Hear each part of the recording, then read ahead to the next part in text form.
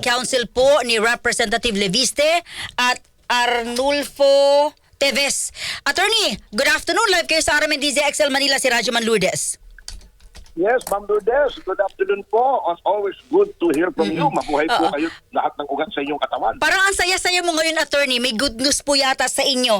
Paki-clarify po sa amin, attorney, etong kay Teves muna unang-una. Sabi ko kasi dito sa nakuha namin kopya, siya po ay natasan na yung BJMP na siya po ay pakawalan.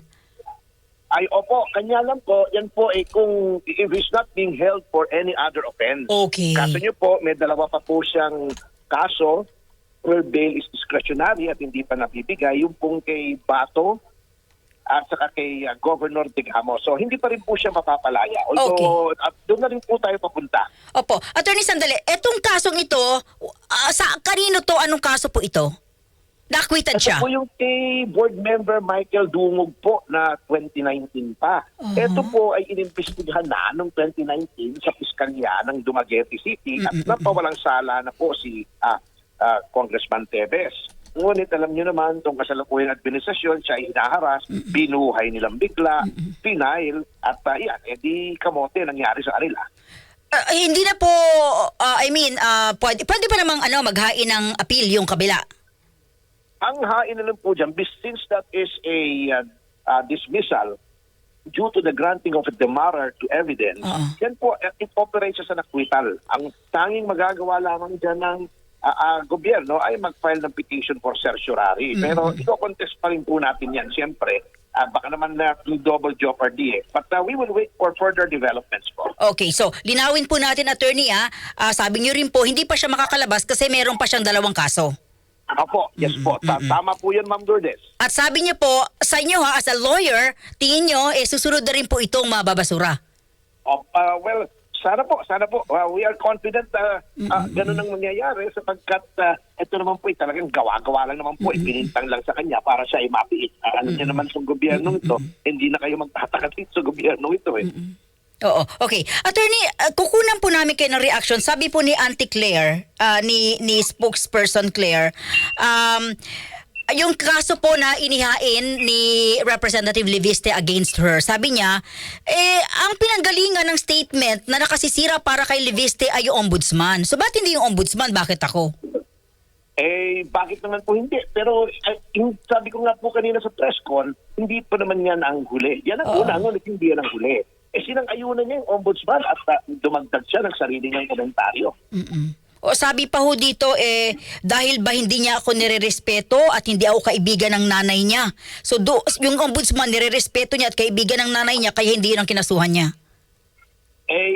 Kayo naman po makapagsasabi kung karespeto si Auntie Claire. Okay.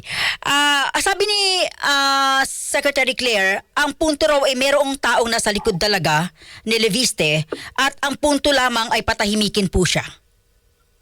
Meron po talagang tao sa likod ni Congressman Leviste kanina. Ako, kasi mas nauna siyang naglakad sa akin, nalita ko, nahuli ako.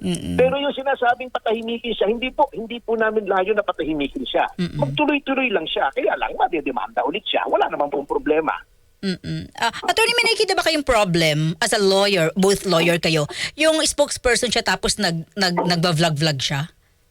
Opo, meron po ako nakikitang problema sapagkat bilang isang spokesperson, you should not divorce your personal opinions from that of the president.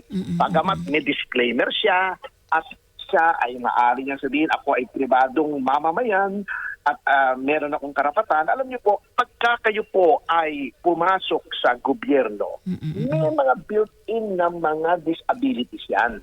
Ang ibig po sabihin, magkakaroon na ng mga bagay na hindi niyo pwedeng gawin. Unang-una po, kahit sino pong kawani ng civil service natin ay hindi pwedeng mag-indulge sa partisan political activities. Of course, may mga exception, pero konti lamang yun. Number 2, kung ikaw ay abogado, katulad ni Auntie Claire, hindi ka na pwedeng humarap sa korte. What I'm trying to say is, hindi po, porket ito ay sasabihin mong opinion mo as a private person, ito ay proper na. Yung pangalawa, siya ay nagkakaroon ng tinatawag na platform dahil siya ay presidential spokesman.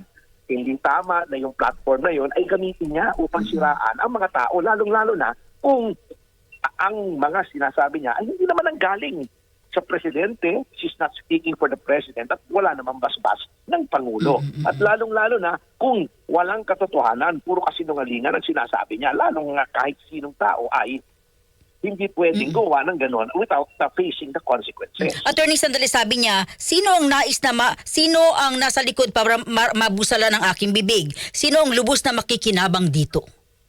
Ano po yun? Sino Sabi nasa niya, likod daw po namin? yes, mayroon daw nasa likod ni Leviste para mabusalan ng kanyang bibig. Hindi siya pagsalitain na. At sino ang lubos na makikinabang dito? Wala po nasa likod. Kasi ang kanyang nilapastangan ay si Leviste. Ang naging biktima ng kanyang slander, ng kanyang mga kasinungalingan ay si Leviste. Sino bang kailangan nasa likod ni Leviste para magdemanda? Walang iba kundi si Congressman Leviste. Hindi naman po pangkaraniwang tao si Congressman Leviste. Siya ay isang kilalang negosyante, isang politiko, anak ng prominenteng pamilya, at hindi na po kailangan na may maugyok sa kanya para ipaglaban niya ang kanyang magandang pangalan.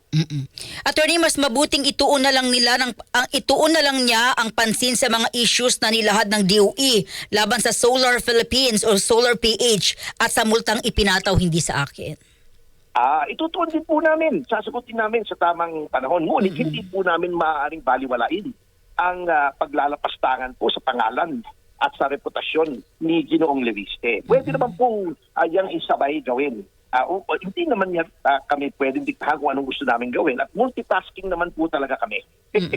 Opo. Attorney, isisingit ko po to, alam ko busy kayo, pero kasi same yung case ni Representative Teves dito po sa kaso ni Representative ko, no, nagaling po sa abroad. Pwede ho bang mapauwi? Opinion nyo lang po, Attorney, forte nyo to eh. Pwede bang mapauwi si Ko kahit po wala pong extradition treaty sa area niya and meron na siyang ari-arian doon? May baka Portuguese na rin siya. Actually po, ganito po, Oo. Ipaliwanag ko lang po ng konti Opo. yung prinsipyo ng extradition. Kapag ang bansang Pilipinas ay may extradition treaty, pagpalagay na natin sa Amerika, na meron po tayo ngayon, yun pong extradition becomes a matter of treaty obligation. Ibig sabihin po, kailangan gampanan yon ng Amerika, yung yung pinapa-extradite sapagkat tayo may tratado. Kung wala po tayong tratado with our country and another country, pwede pa rin naman pong extradite. Ngunit, hindi po natin pwedeng i-obliga yung bansang yon. Aapila po tayo sa bansang yon, sasabihin natin, ito'y kailangan namin para magkaroon ng hustisya rito sa Pilipinas at kung maaari ay ibalik nyo po sa aming bayan. Ngunit, yun po ay hindi na obligasyon nung requested Opo. state. Ganun po yung prinsipyo noon. Paano po kung siya po sabihin natin? Kasi lumalabas na ito, Attorney, na siya ay may mga ari-arian na doon, maybe Portuguese na rin. Pwede pa ba yun, sir? Pwede pa po. Pwede pa po. Nasa bansa natin yun. Kung talagang gusto nilang iwi. Ang example na lang si Congressman Teves. Tama. Wala tayong extradition treaty Opo. sa Timor-Leste. Dininay ng korte yung extradition. Ngunit binraso pa rin nila ang pag-uwi ni Congressman Teves through diplomatic means. So kung gusto, maaari po. Kanya lang, ang katanungan, gusto ba nila talagang umuwi si Saldico o natatakot sila sa ibubunyag ni Saldico?